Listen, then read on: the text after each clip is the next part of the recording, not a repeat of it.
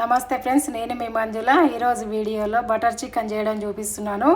ఇక ఇది ఒక్కటి ఉంటే చాలు, మనకి వేరే కూరలు చారులు ఏం అవసరం లేదు. అన్నం, చపాతీ, పుల్కా దేంట్లోకైనా కరెక్ట్గా సరిపోతుంది. దీనికోసం నేను ఒక 400 గ్రాముల వరకు బోన్స్లెస్ చికెన్ తీసుకొని కడిగి పెట్టిన. మీరు బోన్స్ అయినా తీసుకోవచ్చు. దీంట్లో కొంచెం పసుపు, 1 స్పూను సగము కారం, 1 స్పూను ఉప్పు, 1/2 టీ స్పూను జీలకర్ర పొడి, 1/2 teaspoon garam masala, 1/2 teaspoon ధనియాల పొడి, 1/2 టీ స్పూను అల్లం వెల్లుల్లి పేస్టు, ఒక 3 స్పూన్ల వరకు పెరుగును వేసుకోవాలి. దీంట్లోకి ఒక సగం పచ్చ నిమ్మపచ్చ తీసుకొని పిండేసేయాలి. ఇవన్నీ వేసినాక మనము స్పూన్తో కాకుండా ఏళ్ళతోనే ఇట్లా అనుకుంటా కలపాలి. ఆ ముక్కలకు మసాలా అనేది మంచిగా పడుతుంది. కలిపిన తర్వాత ఒక 3 గంటలు ఫ్రిడ్జ్లో పెట్టుకోవాలి.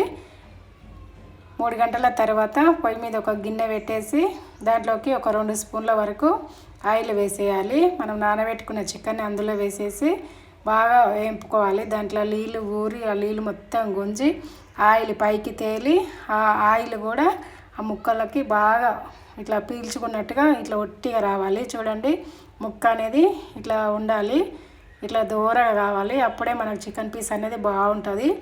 ఇది పక్కకు తీసేసుకొని అదే గిన్నెలోకి ఒక 2 పీసులు బటర్ పీసులు వేసేసుకోవాలి. ఇవి కొద్దిగా కరిగినాక దీంట్లోకి 2 ఇలాచి, 2 లవంగా, 1 చెక్క, 1 ఆకు వేసుకోవాలి. మసాలాలు ఘాటు ఎక్కువ కావాలనుకున్న వాళ్ళు ఇంకా కొన్ని వేసుకోవచ్చు. నేను ఇక్కడ 2 వేసిన. ఇందులోకి 1 ఉల్లిగడ్డను కట్ చేసి వేసి అల్లము, ఎల్లిపాయలు, టమాటాలు కూడా వేసేసుకోవాలి.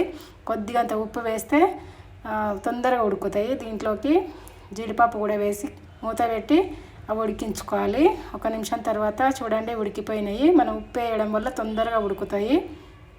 దీంట్లో కొంచెం కొత్తిమీర కాడలతో వేసేయాలి. అట్లాగే పుదీనాకులు కూడా వేసి ఇవి కూడా వేగించుకోవాలి.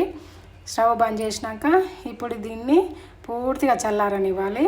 చల్లారినాక ఒక మిక్సీ గిన్నెలో వేసుకొని మనకి మిక్సీ పట్టేటప్పుడు గట్టిగా అనిపిస్తే కొన్ని నీళ్ళు పోసి కూడా వేసుకోవచ్చు.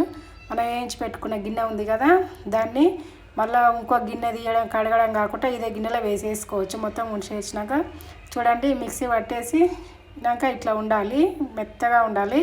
అదే గిన్నెలోకి ఇంకా 2 పీసులు బటర్ పీసులు వేసేసి అవి కొద్దిగా కరిగినాక ఒక 2 పచ్చిమిర్చిని పొడుగ్గా కట్ చేసుకొని వేసుకోవాలి. దీంట్లోకి ఒక 1/2 టీ స్పూను సాజీరం కూడా వేసేసి 1 స్పూను కారం, 1/2 టీ స్పూన్ ధనియాల పొడి వేసి ఇవి ఎక్కువ మాడనివ్వద్దు. కొద్దిగా కలిపేసి మనం ఫస్ట్ చేసి పెట్టుకున్న మిశ్రమం ఉంది కదా గ్రేవీ కోసము, అది మొత్తం ఇందులో వేసేసుకోవాలి.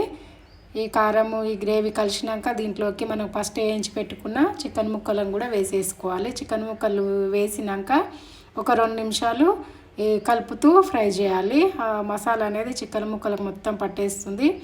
ఇట్లయిన తర్వాత మనము మిక్సీ గిన్నెలో నీళ్ళు పోసేసుకొని గ్రేవీ కోసము పోసేయాలి. ఒక 1/2 లీటర్ వరకు పడతాయి. ఉప్పు కారం సరిపోయిందో లేదు చూసుకొని మీకు టేస్ట్ తగ్గట్టు చూసుకొని కొద్దిగా అంత వేసేసుకోండి. నేను ఇక్కడ కొంచెం ఉప్పు తక్కువ ఉందని వేసి మూత పెట్టి ఒక 2 నిమిషాలు ఉడకనివ్వాలి. 2 నిమిషాల తర్వాత ఆయిల్ అనేది ఇట్లా పైకి తేలితే అప్పుడు మనకి మంచిగా ఉడికిపోయినట్టు చికెను.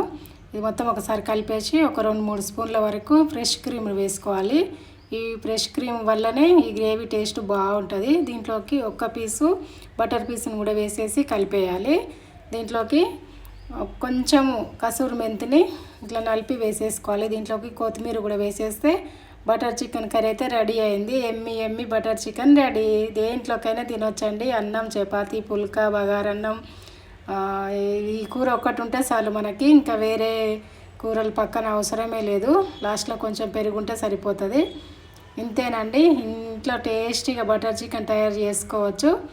ఈ బటర్ చికెన్ కర్రీ మీకు నచ్చితే లైక్ కొట్టండి, షేర్ చేయండి. ఫస్ట్ టైం చూస్తున్న వాళ్ళైతే మంజుల ఛానల్ని సబ్స్క్రైబ్ చేయండి. Thank you for watching.